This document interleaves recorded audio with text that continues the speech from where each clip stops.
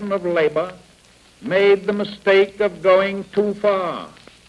They were not wise in using methods which frightened many well-wishing people.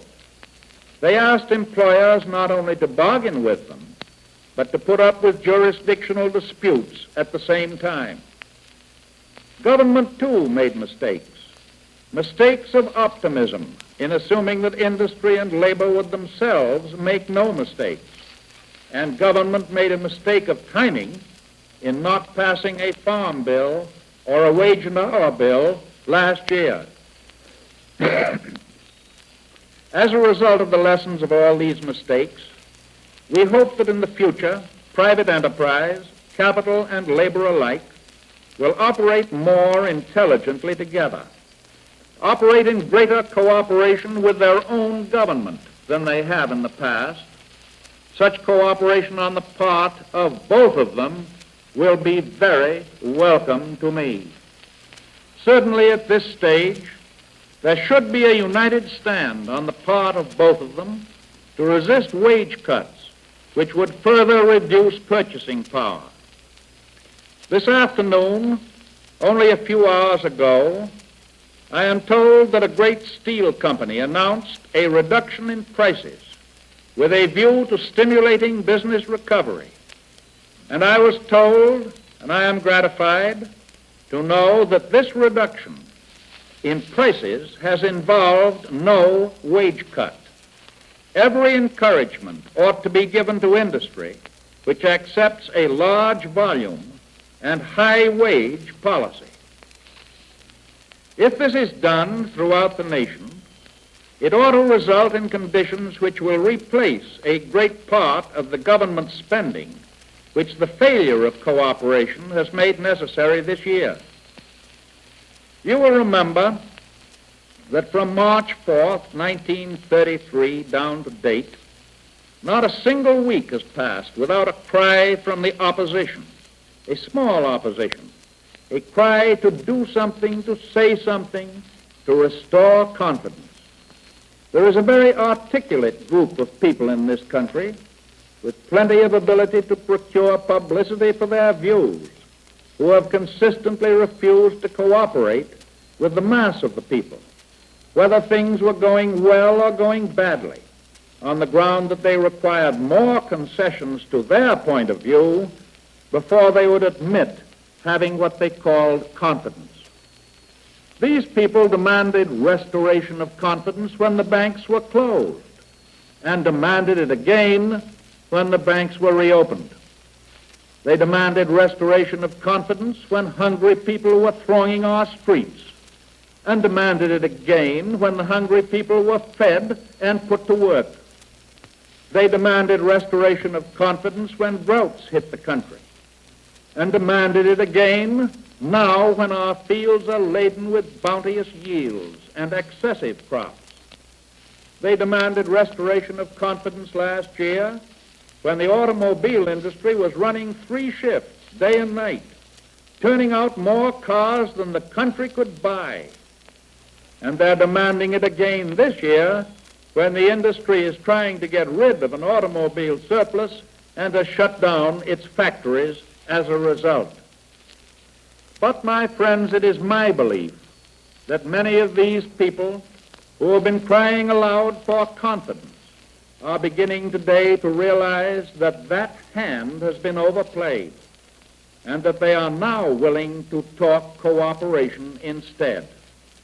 It is my belief that the mass of the American people do have confidence in themselves, confidence in their ability, with the aid of their government, to solve their own problems. It is because you are not satisfied, and I am not satisfied with the progress that we have made in finally solving our business and agricultural and social problems, that I believe the great majority of you want your own government to keep on trying to solve them. In simple frankness and in simple honesty, I need all the help I can get, and I see signs of getting more help in the future from many who have fought against progress with tooth and nail in the past.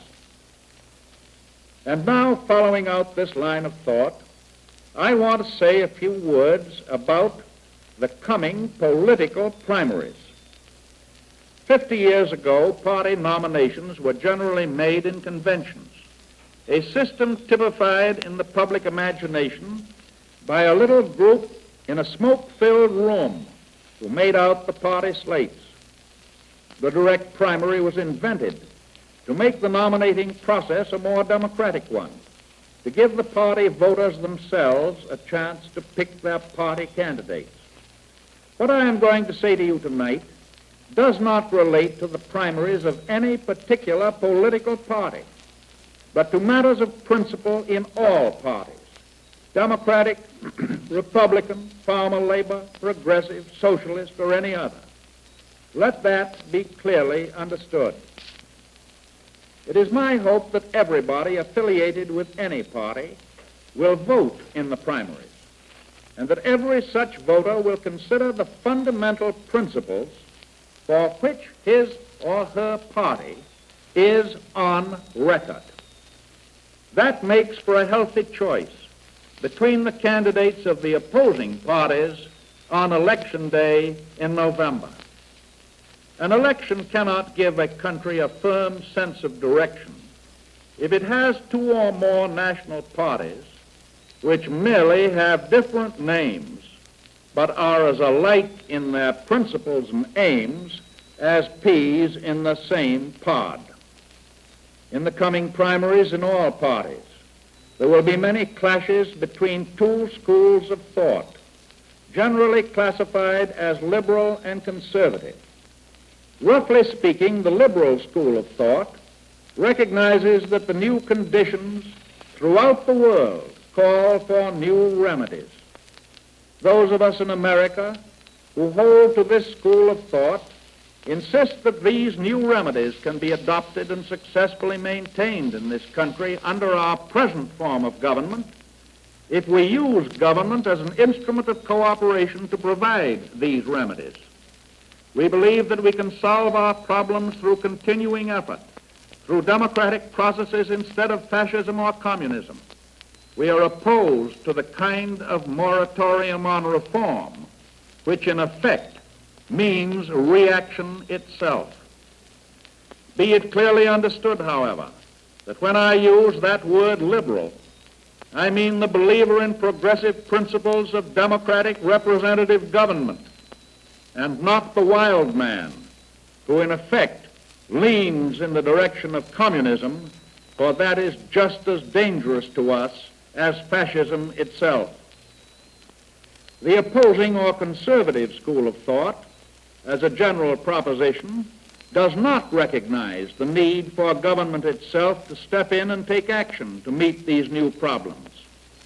It believes that individual initiative and private philanthropy will solve them, that we ought to repeal many of the things we have done and go back, for example, to the old gold standard, or stop all this business of old age pensions and unemployment insurance, or repeal the Securities and Exchange Act, or let monopolies thrive unchecked, return, in effect, to the kind of government that we had in the 1920s.